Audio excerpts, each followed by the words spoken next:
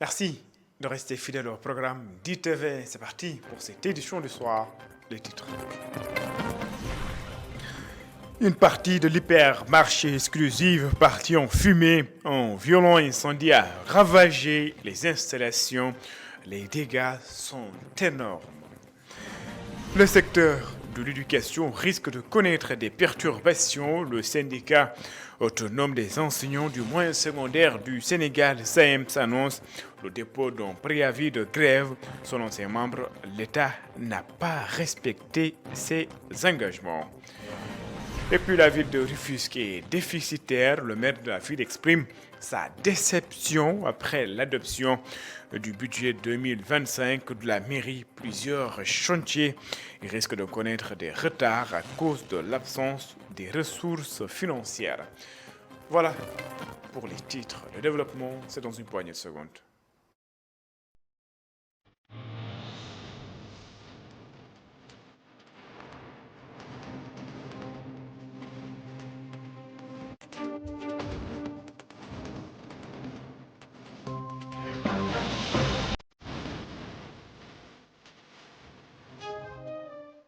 Bonsoir et bienvenue.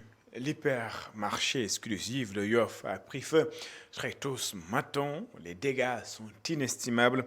Les sapeurs-pompiers qui se sont déplacés sur les lieux ont mis des heures pour éteindre les flammes. L'origine de l'incendie est pour le moment inconnue.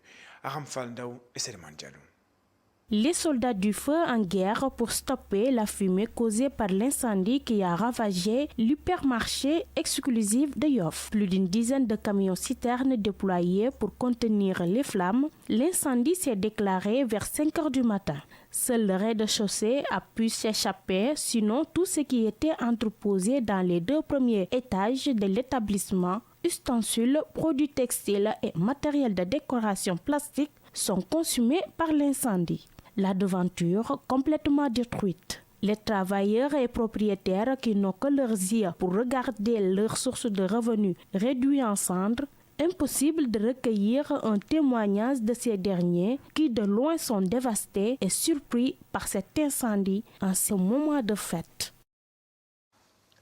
Aram Faldaou, le syndicat autonome des enseignants du moyen secondaire du Sénégal, SAEM, s'annonce le dépôt d'un préavis de grève. C'est pour exiger le respect de certains points de l'accord signé avec l'État.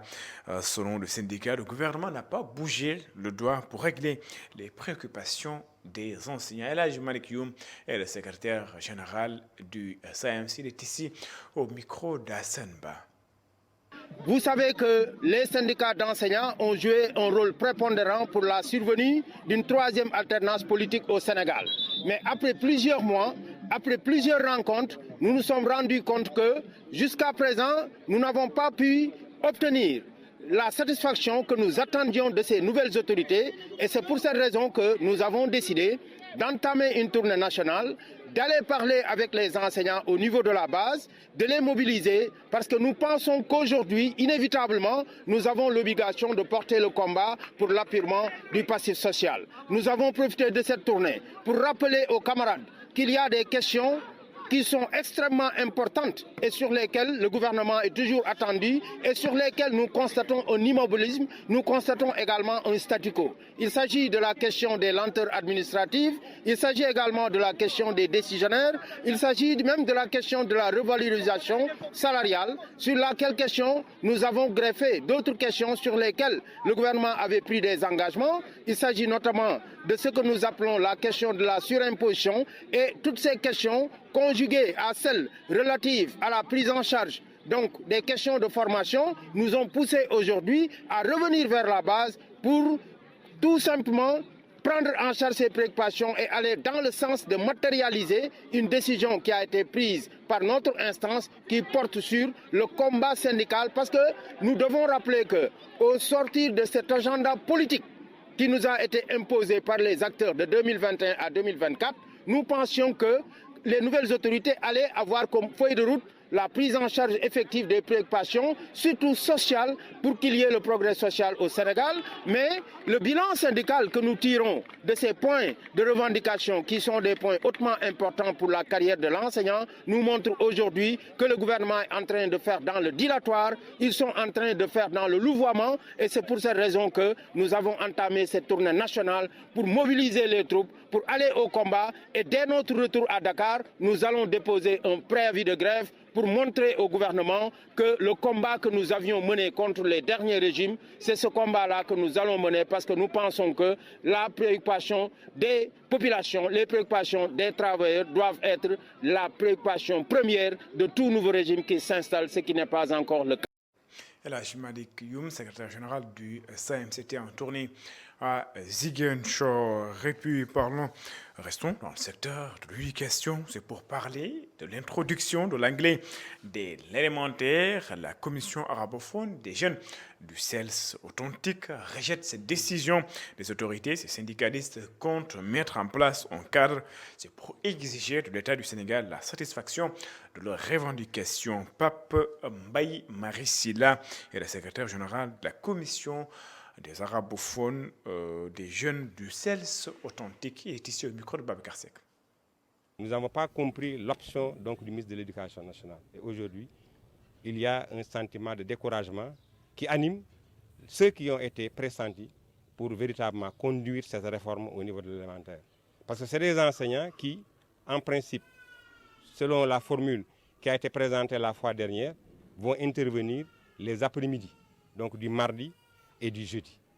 Bon, après-midi du mardi et du jeudi, ça veut dire que ce sont les heures de renforcement qui seront élaguées. Alors que le renforcement, qu'on devait d'ailleurs appeler cours de consolidation, a du sens. Bon, nous pensons que la volonté politique de régler les revendications des enseignants n'est pas là. Elle n'est pas spontanée. Et nous devons la provoquer. Et pour provoquer cette volonté politique, le CELS authentique a décidé de mettre en place un cadre de lutte. Et ce cadre-là sera élargi à toutes les organisations sœurs qui sont au niveau du système éducatif. Et nous avons déjà commencé le travail. Nous sommes déjà entrés en contact avec beaucoup de secrétaires généraux, donc nationaux, et ils sont prêts à travailler avec nous dans ce cadre-là pour le portage des revendications des enseignants. Nous allons, Inch'Allah, dès le mois de janvier, renouer avec les plans d'action et avec les grèves. Voilà, parce que nous pensons que c'est la seule solution pour que le gouvernement entende raison. Le ministère de la fonction publique lance une compétition dans le domaine du digital. Les étudiants mis à l'épreuve. La première édition de Gouvaton a été remportée par l'université Cheikh Hamidou Kane, ex-UVS. Les étudiants repartent avec une somme de 20 millions de francs CFA.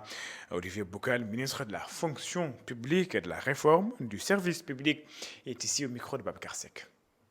Nous avons en tout cas assisté à des projets, à la présentation de projets très très intéressants que nous n'allons pas en vérité abandonner puisqu'ils ont été tous bons. Nous allons les maturer et les implémenter dans les différentes administrations respectives. Au-delà donc de l'aspect compétition qui a été présenté ici, mais ce sont en tout cas des idées innovantes que nous allons vraiment maturer. Nous sommes dans une phase pilote, c'est pourquoi nous n'avons pas voulu trop embrasser pour voir ce que ça va donner. Nous avons donc choisi que 6 ministères en phase pilote pour aller dans ce projet-là. Mais il est clair que dans les prochaines éditions, nous allons embarquer en tout cas tous les ministères en fonction donc de leurs priorités. Et c'est pourquoi, pour le moment, nous avons travaillé sur des secteurs stratégiques que sont l'agriculture avec la sécurité alimentaire, la formation, parce que justement nous devons avoir un capital humain assez outillé pour être en même de porter toutes les réformes que veut impulser cette transformation systémique. Le secteur des transports qui aujourd'hui constitue un enjeu de taille avec tous les lots d'accidents et autres que nous connaissons. Et c'est la même chose avec le tourisme local puisqu'il faut vendre la destination Sénégal. Le Sénégal, confronté aux multiples défis du changement climatique, s'engage à intégrer la question au cœur de la gestion des collectivités territoriales. L'Agence de développement municipal veut s'appuyer sur les autorités locales et faire face aux problèmes liés au changement climatique. Ndeya Lifal et Mafal Fall. Les acteurs locaux et partenaires stratégiques se penchent sur le financement additionnel du PACASEN. C'est dans un contexte où la résilience des territoires devient une priorité nationale. Nous avons estimé que le climat est très transversal et c'est une nécessité aujourd'hui, une nécessité d'incorporer ces dimensions climat dans les stratégies de développement parce qu'on est menacé par les changements climatiques. Les activités agricoles à la baisse des activités urbaines, aussi les activités rurales, même la santé des populations. Donc, c'est une dimension fondamentale dans les politiques publiques, que ce soit dans le nouveau modèle de développement, mais aussi dans les modèles territoriaux. Il faut les impliquer pour être vraiment résilients et s'adapter aux risques qui peuvent vraiment causer beaucoup de dommages et beaucoup de pertes d'emplois, beaucoup de pertes économiques aux populations locales. L'adaptation des territoires aux nouvelles dynamiques urbaines et climatiques nécessite non seulement des ressources financières supplémentaires, mais également une collaboration accrue entre les différents acteurs avec des projets les plus adaptés. Plusieurs pistes de solutions ont été mises en avant. Avant tout, il s'agit de coller aux réalités de nos populations et de nos terroirs. Donc évidemment, il s'agit de voir les projets les plus adaptés pour répondre aux exigences du changement climatique et prémunir nos populations de certaines situations. Mais je pense que le directeur général de l'ADM aura à charge, avec ses équipes, d'apporter des solutions les plus pertinentes pour les acteurs territoriaux. Surtout qu'il est nécessaire également dans ce cadre-là d'adapter la vision et le positionnement par rapport au référentiel 2050 du président de la République. Cet atelier marque une étape clé dans l'engagement du Sénégal à intégrer les enjeux climatiques dans la gestion des collectivités territoriales en mobilisant les acteurs locaux autour du financement additionnel du PACASEN. Le ministère de l'Urbanisme et ses partenaires ouvrent la voie à des actions concrètes pour renforcer la résilience des territoires face aux défis environnementaux. Je le disais en titre, le budget de la ville de Rufisque pour l'année 2025 a été adopté. Il est estimé à 4 milliards 939 millions 821 438. Le maire de la ville se dit déçu. C'est moins de 2 milliards comparé au budget de l'année dernière. Selon Omar Sy, le budget de 2025 ne sert qu'à payer, tenez-vous bien, des salaires et à rembourser des dettes. Ils se sentent tristes. Il avait en tête plusieurs projets. Docteur Omar Sy, maire de la ville de Rufisque, que je vous propose d'écouter. La ville de Rufisque n'est pas viable financièrement. Une ville n'est pas viable quand elle paye 60% de ses recettes ordinaires en salaire. Une ville n'est pas viable si elle est obligée d'interrompre tous ses programmes. Une ville n'est pas viable si elle ne fait que payer ses dettes. Cette ville-là n'est pas viable. Les conséquences, c'est ça. Elle n'est pas viable. Pourquoi? Le budget qui a été voté là en 2025, c'est moins 2 milliards. Ça veut dire que le budget de l'année passée, on enlève 2 milliards. Ça veut dire un budget qui servira à quoi? Payer des salaires et nos dettes. Moi, je ne me sens pas dans la peau de mec qui passe son temps à payer des salaires et des dettes. Donc, c'est pourquoi on se dit que, quel gâchis, ça n'a pas de sens. Une lancée que la ville, cette lancée que la ville avait. J'ai même vu dans la note, dans le communiqué sorti par le ministère des collectivités territoriales, dire que le déficit, certaines villes avaient des déficits structurels qui n'étaient pas liés avec la selle. Ce n'est pas notre cas. Je n'avais pas de déficit en 2023, mais au moins, je suis à 380 millions de déficit. Du fait uniquement que si on m'avait averti à temps, peut-être que certains travaux, je ne les aurais pas engagés. Et je dis, comme d'habitude, je suis suffisamment organisé pour, dès l'installation des nouvelles autorités, j'ai quand même écrit au ministre des collectivités territoriales. Lancement du premier forum des femmes pour l'entrepreneuriat, des femmes Foutanké pour l'entrepreneuriat. C'est à l'initiative de la start-up Femmes Actuelles Management à Orefondé. C'est dans la région de Matam. Le curseur est mis sur les problèmes auxquels les femmes font face dans le milieu de l'entrepreneuriat et proposer des solutions. Matam, Amadou Mardiallo.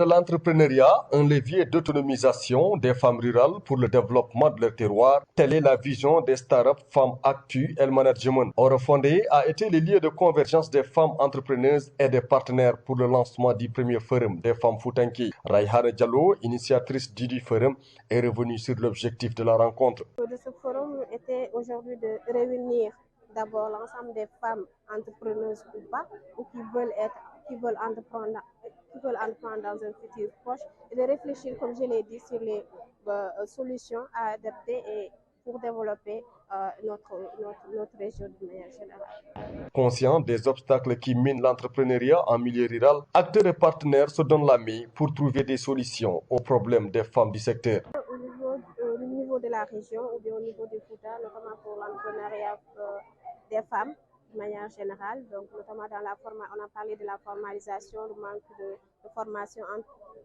entre autres, manque d'information aussi et manque d'appui. Parce que si aujourd'hui j'ai eu à déplacer beaucoup de partenaires, c'est plus qu'ils puissent aussi réfléchir sur l'ensemble des obstacles et créer aussi des solutions pour la femme Foutanké aussi qui fait beaucoup dans l'entrepreneuriat. Pendant 3 jours, la province du Bosséa va être la capitale de l'entrepreneuriat féminin et les activités se poursuivent avec des partenaires financiers et des femmes leaders pour réfléchir sur l'entrepreneuriat féminin dans la région de Matam.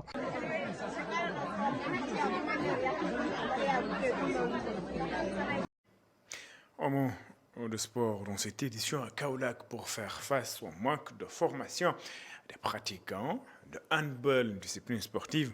35 jeunes encadreurs de handball ont été formés pour prendre en charge ces jeunes. À travers cette formation, les jeunes vont pouvoir obtenir leur premier diplôme d'entraîneur. Sekou Diallo et Astomaï. Un véritable manque de formation est noté chez les encadreurs des équipes de handball dans le département de Nioro. J'ai fait le tour du département de Nioro me concernant, c'est-à-dire le département sport. Mais ce que j'ai constaté, il n'y a pas de stage de formateurs, on n'a pas formé des entraîneurs, on n'a pas formé des formateurs. La majeure partie de ces encadreurs sont des anciens joueurs, des amateurs qui se disent qu'ils sont des entraîneurs ou qui sont des formateurs, alors qu'ils n'ont pas de diplôme. Pour faire face à ce manque de professionnalisme, elle a initié une session de formation pour 35 jeunes. C'est une première à Nioro, ce stage-là. Je vais rassurer les autres disciplines que les stages sont là. On va faire des stages de formation au niveau du football, du basket, de l'athlétisme. On va même initier des sports qu'on n'a pas vus ici à Nioro. Cette session de formation de 10 jours est magnifiée par les maires venus assister à la première journée.